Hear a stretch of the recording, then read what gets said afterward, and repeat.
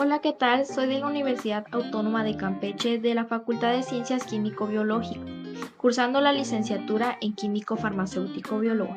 La unidad de aprendizaje es Química Farmacéutica impartida por la docente Mariana Capno. Soy la alumna Paula Elizabeth Wikapka-Wich del semestre cuarto Grupo A. En esta ocasión les vengo con el tema de modelos fisicoquímicos que explican el transporte a través de la membrana. Empezaremos por una pequeña introducción. Bueno, pues las membranas celulares son estructuras dinámicas que delimitan al espacio intracelular de las células y regulan el intercambio de sustancias entre este y el exterior.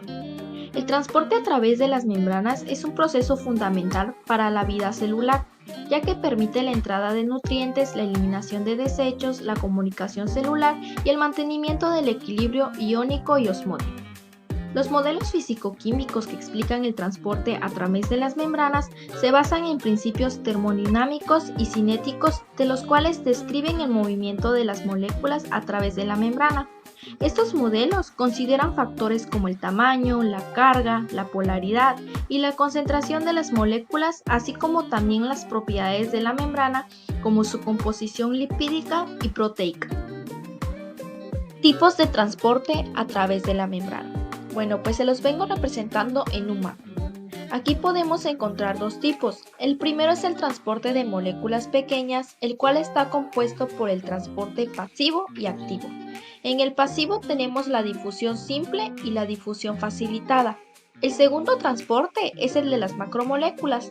Este pues está compuesto por endocitosis, que contiene la fagocitosis, la pinocitosis y la endocitosis, la cual está mediada por el receptor. También está compuesto por la exocitosis y la transitosis, que explicaré en unos breves momentos. Vamos a pasar al primer tipo de transporte, que es el transporte de moléculas pequeñas. Este pues es un proceso fundamental para la vida celular que permite el intercambio selectivo de sustancias entre el inferior y el exterior de la célula. Existen dos tipos principales de transporte de moléculas pequeñas, el pasivo y el activo. Vamos a comenzar por el transporte pasivo. Este también es conocido como una difusión pasiva. Este es un proceso mediante el cual un ion o molécula atraviesa una pared celular a través de un gradiente de concentración, o también desde un área de alta concentración a un área de baja concentración. Este es pasivo porque la célula lo realiza sin consumo de energía.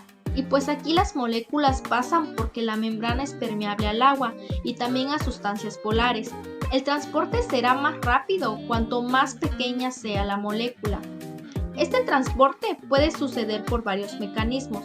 El primero es por la difusión simple, en donde si las moléculas son solubles en la bicapa lipídica de la membrana, por ejemplo en las pequeñas moléculas lipídicas como las hormonas esteroideas y las moléculas de pequeño tamaño sin carga eléctrica como puede ser el agua, el oxígeno, el nitrógeno o el óxido de carbono, pueden atravesarse directamente.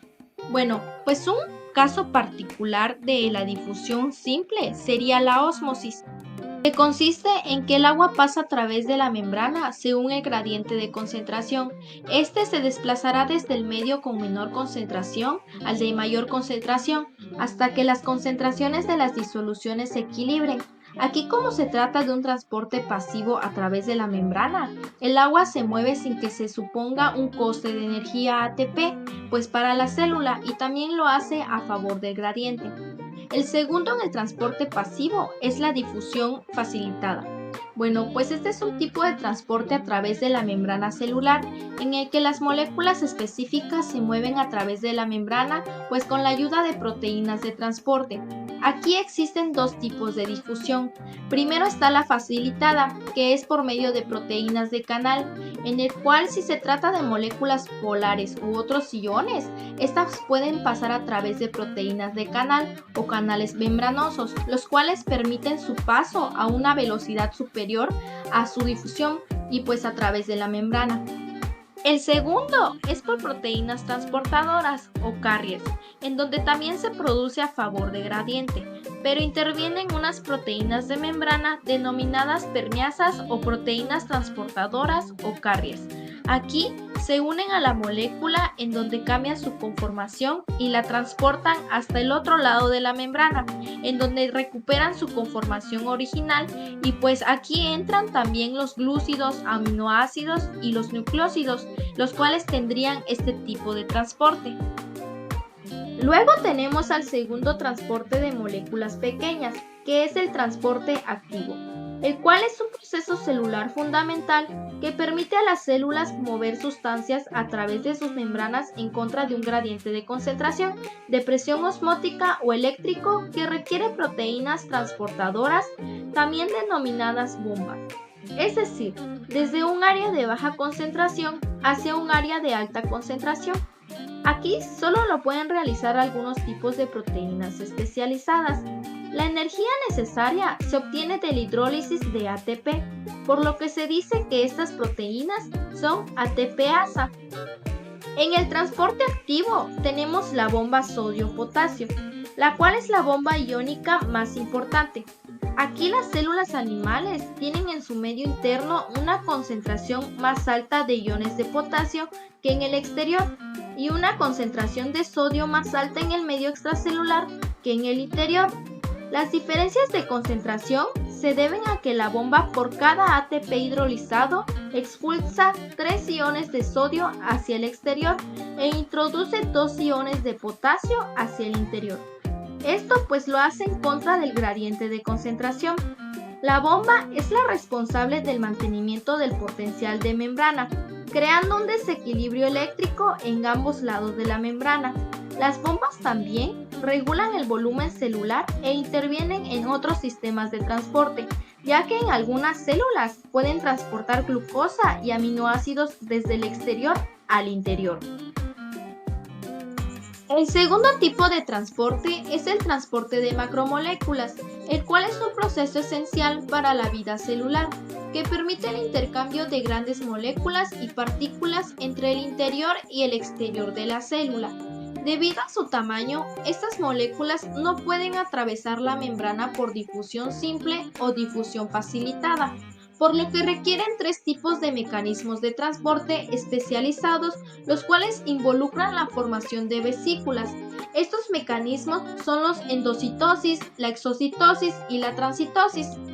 Comenzaremos por la endocitosis, que es el mecanismo por el que la célula puede englobar partículas de elevado peso molecular del medio en el que vive y mediante vesículas que se han formado a partir de invaginaciones de la membrana. Estas pueden tener macromoléculas, fragmentos celulares, virus, bacterias, entre muchas otras. Según la naturaleza y el tamaño de las partículas englobadas, se distinguen varios tipos de endocitosis. Estas son la fagocitosis, la pinocitosis y la endocitosis, mediada por receptores. La fagocitosis, pues son las partículas de tamaño grande que entran en las células quedando englobadas en invaginaciones de la membrana. Estas membranas se estrangulan y forman vesículas con el material ingerido. Después, los lisosomas se unirán a ellas para digerirlo. Luego tenemos la pinocitosis, que ocurre cuando el material incorporado es líquido o contiene pequeñas partículas sólidas disueltas.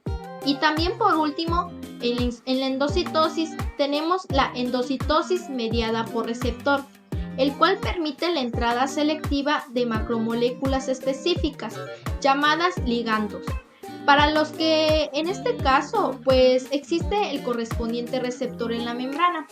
Estos receptores se acumulan en unas depresiones revestidas. Estas pues son con clatrina, que son unos microfilamentos proteicos. Cuando el ligamento se ha unido al receptor, se forma una vesícula por endocitosis. Este proceso es el que utiliza la insulina, el colesterol o el hierro.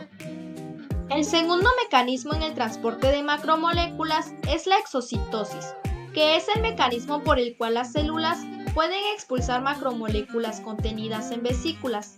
Así, estas expulsan sustancias sintetizadas por la célula o eliminan sustancias de desecho. Para que se expulse, es necesario que la membrana de la vesícula y la membrana plasmática se fusionen generando un poro a través de que pueda salir el contenido de la vesícula de exocitosis.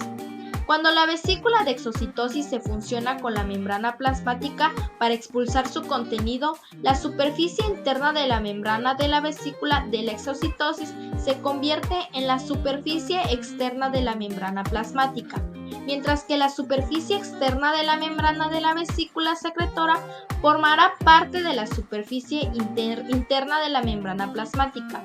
Como en la endocitosis se pierde membrana y en la exocitosis se gana, es necesario que haya un equilibrio entre ambas para mantener la superficie de membrana plasmática y el volumen celular. Y el último mecanismo en el transporte de macromoléculas que se puede observar es la transitosis, que es un sistema de transporte que permite a una sustancia atravesar todo el citoplasma celular desde un lado al otro de la célula. En este se producen endocitosis y exocitosis, y es un mecanismo típico de las células endoteliales que forman los capilares sanguíneos, donde se transportan las sustancias desde la sangre hasta los tejidos que rodean los capilares. Hemos llegado al final de este tema, pero sin antes una pequeña conclusión. El transporte a través de la membrana celular es un proceso vital que permite el intercambio de sustancias entre el interior y el exterior de la célula. Este proceso se lleva a cabo mediante diversos mecanismos que se clasifican en dos grandes grupos: el transporte de moléculas pequeñas y el transporte de macromoléculas. El transporte de moléculas pequeñas se realiza mediante el transporte pasivo y transporte activo. El transporte pasivo no requiere gasto de energía por parte de la célula, mientras que el transporte activo sí lo requiere. El transporte de macromoléculas se realiza mediante la endocitosis, exocitosis y transitosis. Estos mecanismos permiten la entrada y salida de grandes moléculas y partículas a través de la membrana celular. Esto sería todo por mi parte. Gracias por su atención.